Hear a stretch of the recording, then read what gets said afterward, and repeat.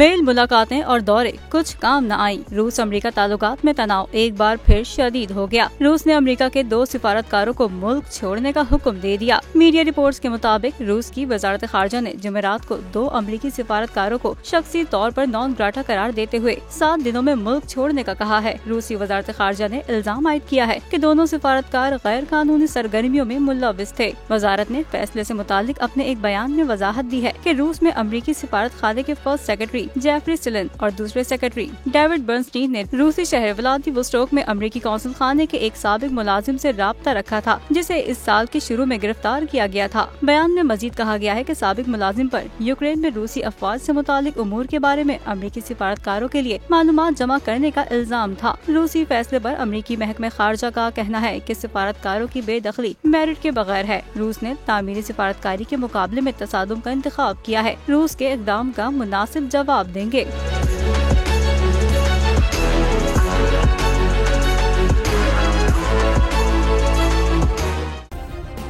Subscribe करें और bell दबाएं ताकि कोई खबर रह न जाए।